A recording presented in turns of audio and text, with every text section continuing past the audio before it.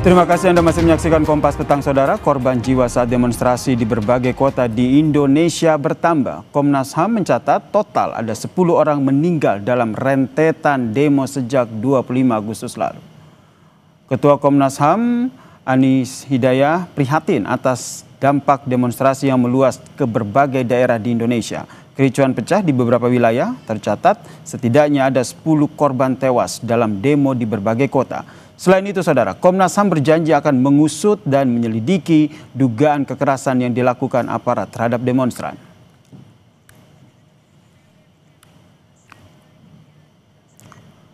Rangkaian demonstrasi di berbagai daerah pada tanggal 25 hingga 31 Agustus telah memakan korban baik dari warga biasa, mahasiswa maupun aparat pemerintah. 10 korban tewas dan ratusan luka-luka. Sejumlah peristiwa ini memunculkan dugaan tindak kekerasan aparat yang harus diusut tuntas.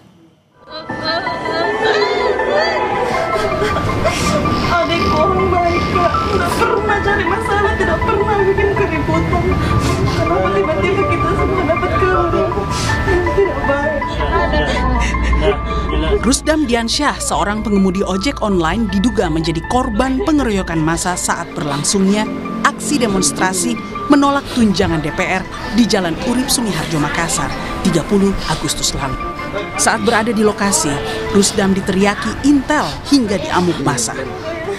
Korban diteriaki bilang ini intel. Jadi langsung dikerumuni sama massa, dikeroyok. Di Sleman, Yogyakarta, seorang mahasiswa Universitas Amikom, Reza Sendi Pratama, meninggal dunia usai mengikuti unjuk rasa di Mapolda DIY pada Minggu pagi. Ayah korban menyebut anaknya sempat dilarikan polisi ke rumah sakit Sarjito, namun nyawanya tak tertolong akibat menderita sejumlah luka di tubuhnya. Yang sini tuh aku tadi kan ikut mandi di sini tuh kayak patah mana sini, terus sini tuh ada pijakan bekas kaki bedel itu sepatu, terus ini ada sayatan, terus sama kepala sini agak bocor salah, terus ini itu kayak putih kena gas air mata itu yang sini tuh. Sama kaki sama tangan itu pada lecet, kupingnya lecet. Kepala Biro Penerangan Masyarakat Polri Brigjen Truno Yudo mengklaim Polda DIY sudah menemui pihak keluarga, memeriksa sejumlah saksi dan berkonsolidasi dengan pihak-pihak yang berada di lokasi saat almarhum Reza ditemukan. Pak Kapolda DIY sudah melakukan kegiatan tindakan penyelidikan dan juga mendatangi orang tua korban, memberikan perkembangan apa yang langkah-langkah akan dilakukan. Tentu itu nanti akan disampaikan lebih lanjut. Namun demikian proses itu sudah dilakukan penyelidikan oleh Polda. Termasuk beberapa hal lainnya kita tentu melakukan konsolidasi dan kemudian melihat dari apa kejadian-kejadian ini dan kita tunggu perkembangannya secara utuh. Terbaru, Senin 1 September kemarin, seorang pelajar berusia 16 tahun asal Kabupaten Tangerang, Andika Lutfi Falah, meninggal dunia usai koma selama 3 hari dalam perawatan di rumah sakit. Diduga, Andika meninggal usai mendapat kekerasan di bagian kepala saat mengikuti aksi demo di Jakarta pada 28 Agustus lalu. Keluarga tidak tahu, tetapi memang sudah warning karena khawatir ada kegiatan ini, jadi memang keluarga sama sekali tidak mengetahui kalau berangkat ikut. Terkait benturan itu saya tidak tahu persis apakah memang dia posisinya jatuh dan bagaimana. Itu hasil medisnya juga disampaikan memang ada benturan, tapi pihak keluarga pun tidak tahu terkait itu. Jatuhnya korban jiwa dalam gelombang demonstrasi kini harus menjadi fokus polisi untuk membawa para pelaku diadili secara transparan dan akuntabel. Hal ini demi mengembalikan kepercayaan publik kepada institusi Polri. Tim Liputan Kompas TV. Lalu bagaimana memastikan Polri memproses dan mengadili pelaku baik yang di lapangan maupun para pengambil kebijakan di level komando? Kita bahas bersama dengan Ketua PBHI Julius Ibrani dan juga Penasihat Kapolri Pak Arianto Sutadi yang telah bergabung bersama kami di Kompas Petang. Selamat sore semuanya. Selamat sore. Selamat sore. Saya ke Bang Julius dulu. 10 orang nih Bang ya, sekali lagi saya tekankan ini 10 orang tewas dalam rentetan demo yang terjadi. Apa yang menjadi catatan Anda terutama tindakan aparat sejauh ini? Ya, ini hal yang paling fundamental sekali ketika fungsi kepolisian yang namanya melakukan fungsi keamanan dalam negeri itu tidak didasari pada pendekatan hak asasi manusia. Jadi dia harus membedakan dahulu apakah kerumunan ini, apakah kelompok ini melakukan demonstrasi dalam konteks hak asasi manusia yang namanya the rights to peaceful assembly. Nah, ketika teman-teman mahasiswa ini, teman-teman penggiat kemanusiaan memang melakukan demonstrasi dengan damai, tidak ada pengerusakan, tidak menggunakan alat-alat yang dilarang dan segala macam, maka seketika pendekatan dari kepolisian itu harus menjaga mereka. Indikator sederhananya adalah memunggungi teman-teman yang sedang beraksi, bukan menghadapkan badannya, tidak menggunakan peralatan-peralatan seperti rantis, anti huru-hara dan yang lain segala macamnya. Jadi itu yang di lapangan kita lihat. Tapi dari tanggal 25, kemudian 26 dan 28 kemarin, memang kami melihat ada dinamika di lapangan. Ada beberapa kelompok di lapangan. Ada memang kelompok intel dari beberapa instansi dan kemudian ada kelompok yang memang kami lihat itu juga membawa alat-alat seperti batu, botol dan segala macam. Tetapi kelompok-kelompok mahasiswa dan masyarakat yang kemudian meninggal dunia ini berada pada kelompok yang peaceful assembly, yang penanganannya tidak boleh dipersamakan dengan mereka-mereka yang merusak dan merusuh. Nah, ini jadi menurut Anda penanganan polisi terhadap demo ini berlebihan? Ini yang ingin saya tanyakan juga ke Pak Arianto. Secara fundamental sudah salah, Yasir. Jadi ibaratnya ketika dia demonya adalah berbasis konsep hak asasi, dia dijagain.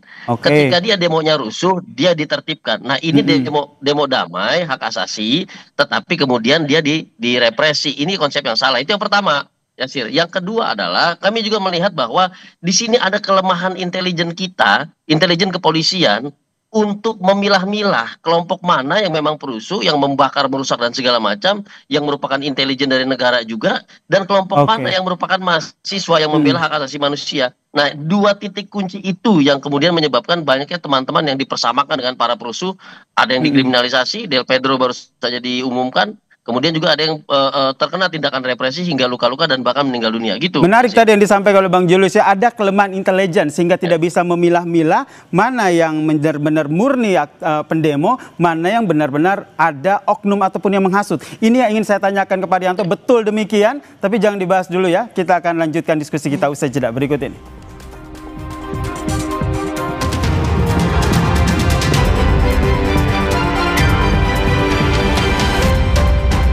Sebelum itu kita akan kabarkan dulu informasi terkini. Ini adalah situasi terkini dari Polri yang melakukan patroli demi menjaga ketertiban wilayah, saudara. Kalau kita lihat memang patroli yang digelar ini tidak hanya hari ini, tapi beberapa hari yang lalu juga sudah dilakukan patroli, di mana Polri menggelar patroli di Jakarta dalam penguatan operasi keamanan dan ketertiban masyarakat pasca aksi perusakan yang dilakukan oleh demonstran. Ataupun maksud kami perusakan yang terjadi di beberapa wilayah di tanah air, saudara. Operasi ini, saudara, dilakukan untuk menjamin rasa aman bagi masyarakat. Karena kalau kita lihat, Polri memang berkomitmen untuk menjaga situasi kondusif dan memahami keresahan dan kekhawatiran masyarakat. Diharapkan, saudara, dengan bertindak profesional dan sesuai prosedur hukum yang berlaku, serta tetap menjunjung tinggi hak asasi manusia. Patroli yang dilakukan ini, saudara, merupakan bentuk perlindungan untuk kedaulatan dan ketentraman masyarakat. Kami masih berbincang bersama dengan sejumlah narasumber yang telah bergabung. Saya ke Pak Arianto. Pak Arianto, tadi kalau kata Bang Julius itu sebenarnya salah satu pemicunya adalah tidak bisa menganalisa ini nih, mana yang merupakan provokator, mana yang benar-benar murni pendemo yang menyampaikan aspirasi secara baik. Betul demikian? Ya, saya tidak membantah itu ya. Karena itu sudut pandangnya kan dari Pak Julius yang melihat secara teoritis. Saya hanya ingin menerangkan secara pengalaman saya dalam penanganan demo di lapangan. Secara teori ya, sejak tahun 98 dengan adanya itu penyampaian pendapat di muka umum itu, polisi itu sekarang dalam mengamankan demo itu di lapangan selalu berhadapan dengan 4 kelompok paling tidak. Kelompok pertama adalah pendemo yang murni, itu di mana polisi menghadapi kelompok itu harus melakukan perlindungan dan pengamanan sampai terakhir dia. Makanya ketika mereka akan mengadakan unjuk rasa pun mereka hanya bunyinya cuma memberitahu, bukan minta izin ya. Memberitahu itu maksudnya supaya polisi bisa menyiapkan pasukan berapa yang untuk mengamankan mereka. Tetapi kenyataannya di lapangan itu setiap ada unjuk rasa pasti ada kelompok yang lain juga. Yang kedua adalah kelompok penggembira yang melihat, ikut-ikut dan sebagainya. Tapi itu yang baik. Di situ juga polisi kewajibannya juga harus melindungi ya. Nah, kemudian yang ketiga ini yang paling berbahaya dan itu paling sering terjadi di setiap unjuk rasa yang masif ya itu pasti dimasuki oleh para perusuh, kelompok perusuh. Kelompok perusuh itu tuh memancing aparat untuk marah, kemudian melanggar sehingga nanti akhirnya terjadi kekacauan dan disitulah akhirnya mengakibatkan tindakan anarkis. Nah, disitulah polisi harus bertindak. Tapi kalau kita lihat Pak Arianto ini seperti belum selesai. Oke, baik, silakan dilanjutkan. Ya. Maaf. Yang keempat adalah ada kelompok penggerak. Penggerak itu adalah yang mendesain supaya itu demo itu berbuat ricuh. Dan yang kita hadapi sekarang ini Pak, ini demo yang paling berat dihadapi polisi. Karena apa? Isunya banyak sekali Pak. Kalau dulu 98 itu kan isunya cuma tunggal, gampang dilihat itu kira-kira kelompoknya mana, ininya mana itu. Penangkisannya tak mudah. Ini ada 8 isu ya, kekecewaan pada anggota DPR lah, orang rakyat yang sudah menderita, kebencian dengan politik tertentu, a priori pada polisi. Itu akibatnya ya, kemarin itu perencanaan daripada demo itu sangat besar sekali. Makanya itu polisi kemarin sudah merancang yang kuat sekali gitu. Dan kemudian saya terangkan ya, kenapa kok kemudian terjadi anarkis itu ya. Yang namanya tindakan anarkis yang menimbulkan korban itu Pak, itu biasanya dilakukannya setelah demo yang murni itu berjalan dengan baik. Dan kemudian olah para perusuh itu dari memancing. Makanya sering terjadian kan malam itu. Kejadiannya malam ketika harus bubar, kemudian polisi mengusir. Disitulah para perusuh memancing untuk berbuat. Disitulah banyak sekali terjadi kekerasan. Maka tak heran kalau seandainya Presiden Prabowo Subianto juga akhirnya menyatakan bahwa sebenarnya ada tindakan makar begitu yang dilakukan oleh mereka-mereka yang ingin merusak demonstrasi atau penyampaian aspirasi itu ya. Ya. Nah, saya ke Bang Julius. Yang kita hadapi itu bukan hanya demo, Pak. Kemarin yang kita hadapi itu adalah tujuan anarkis memang sudah didesain. Itu yang kita hadapi ya, gitu. Betul, ini yang kita hadapi. Pertanyaannya adalah ke Bang Julius, jika ini seperti yang tadi disampaikan oleh Pak Arianto, sebenarnya sebelum-sebelumnya juga selalu seperti itu. Setelah demo ada penyusup yang masuk, ada yang menunggangi. Kenapa hal-hal yang sering salah terjadi ini tidak bisa diantisipasi?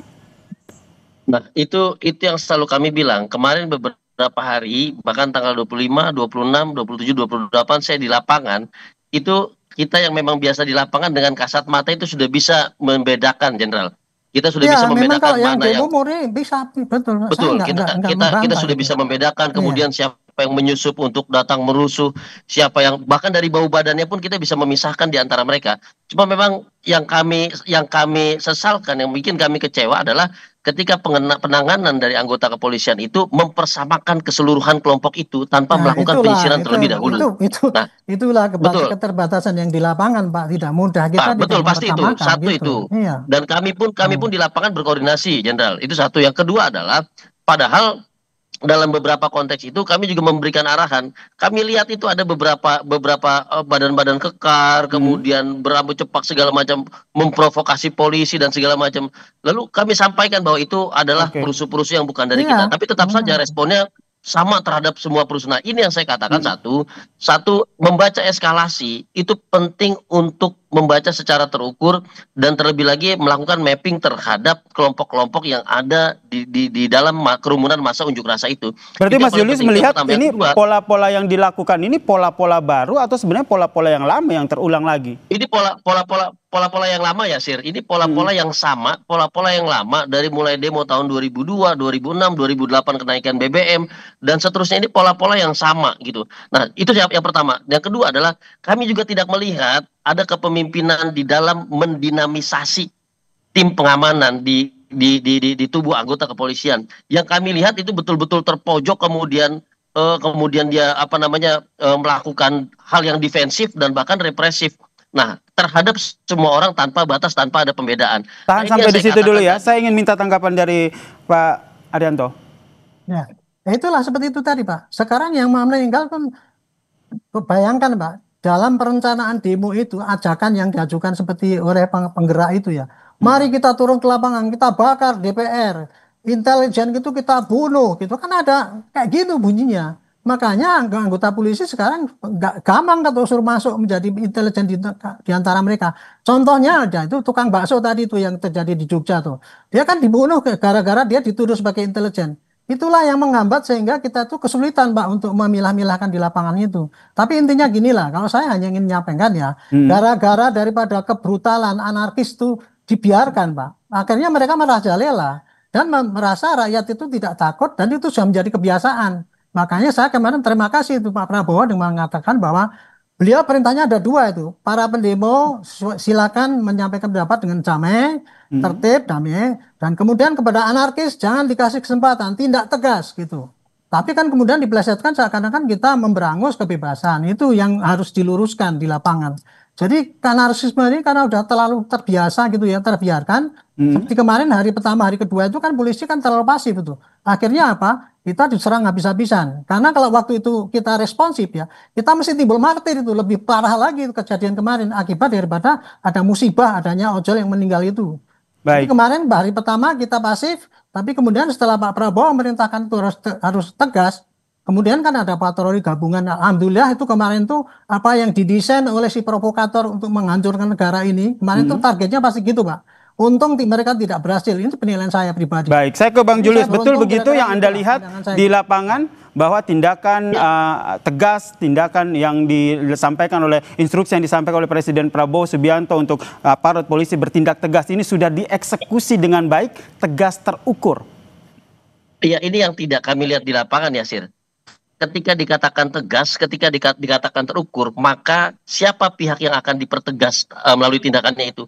Ketika dikatakan oleh terukur, sejauh mana tindakan itu, kepada siapa itu diberlakukan? Yang pertama tadi harus dijawab bahwa tanggal 25, tadi saya perhatikan betul Mas Ade Ari ketika membicarakan bahwa telah diperhatikan sejak tanggal 25, sudah dimonitor dan segala macamnya. Artinya sebetulnya bacaan ini sudah ada. Ketika bacaan ini sudah ada, artinya seharusnya sudah bisa dipilah-pilah mana kelompok perusuh, mana yang memang masyarakat murni yang tadi Jenderal Arianto jelaskan. Dan kemudian bisa diimbau untuk melindungi diri, kemudian memisahkan diri dari kelompok perusuh, bahkan menjaga diri. Dan itu kan tujuannya sama dengan apa yang diperjuangkan oleh aparat keamanan juga, agar terjadi unjuk rasa yang damai, menyampaikan pesan gitu ya, menyampaikan pesan kepada negara. Nah, ini yang tidak terjadi. Yang dihadapi oleh teman-teman adalah kita diperlakukan sama seperti para perusuh. Jadi tindakan tegas itu lebih kepada tindakan yang represif dan tidak terukur, bahkan melampaui ukuran yang seharusnya. Jadi menurut Anda apa yang disampaikan Prabowo, Presiden Prabowo terkait dengan adanya makar dalam aksi rentetan demonstrasi ini beralasan atau seperti apa? Itu tentu harus dipertegas. Kalau kalimatnya menggantung seperti itu, Yasir, maka tentu ada kelompok-kelompok pro-demokrasi, mahasiswa, masyarakat yang menuntut haknya untuk lebih baik lagi, itu merasa dipersalahkan, merasa dianggap bahwa mereka bagian dari makar. Padahal tidak demikian. Makanya saya katakan, mapping mana yang perusuh mana yang bukan itu penting. Kalau mengatakan bahwa ini ada demonstrasi yang disusupi, maka siapa yang menyusupi itu tidak pernah dijawab. Bahwa ada yang ditangkap kemudian dia bagian dari intelijen dan segala macamnya, itu harus dibuka. Itu harus dijelaskan kepada publik supaya masa-masa yang betul-betul berunjuk rasa tanpa vandalisme, tanpa anarkisme, ini bisa dengan tenang memberikan aspirasinya kepada negara. Baik, Pak Arianto, Anda sepakat yang disampaikan oleh Bang Julius? Sama, semua yang di jalan saya sama. Sepakat, karena gitu. memang kejadiannya sebagian ada di situ, tapi tidak semua ya. Perlu kita lihat Pak, sekarang berapa anggota BRIMOB yang jadi korban Pak? 48 kemarin yang ditinjau ke rumah sakit itu. Kan tidak hanya rakyat yang menjadi korban, akhirnya kan semua. Saya akui, saya tidak menolak apa yang dituduhkan oleh Pak Julius tadi itu. Tapi itulah kesulitan kita ya di lapangan ya. Kita sangat sulit Pak. Kita sudah menekankan, tapi yang kita hadapi itu kemarin begitu masif Pak. Kalau saya tuh sekarang benci betul sama itu tadi, Bapak penggerak yang Bapak tanyakan tadi ya. Kita nggak bisa nyari Pak, tetapi ya kita bisa buktikan kemarin yang di Solo. Hampir semua itu anak-anak kecil dari luar kota semua di drop situ. Siapa yang nyuruh? Kan nggak ngomong dia. Yang di Sukabumi, hampir semua itu terjadi, bahkan yang di luar Pulau Jawa pun kayak di Samarinda. Kan kayak gitu. Jadi ini jelas ada penggerak, Pak. Cuman untuk yang gerakkan itu siapa, itulah kita sulit untuk menangkap. Tetapi penggerak itu kita yakin ada, Pak. Jadi mari kita hadapi bersama-sama gitu loh. Jangan sekarang nih kita diadu domba, mereka senang-senang, kita berebut sendiri gitu, saling menyalahkan. Itu yang terjadi, Pak, itu. Yes, itu yang tadi ingin saya, Jenderal. Dan ini saya yakin antara Bang Julius dan juga Pak Rianto ini sepakat ya, dari diskusi kita sepakat bahwa jangan sampai ada yang memprovokasi demo ataupun penyampaian aspirasi ya. Sepakat soal ini ya kita. Jangan diadu domba kita itu. Betul, Pak. Jangan diadu domba, jangan terprovokasi, sampaikan aspirasi secara tertib dan pemerintah juga harus merespon dengan baik. Terima kasih Ketua PBHI Julius Ibrani dan juga ada penasihat Kapolri Pak Rianto Sutadi telah bergabung bersama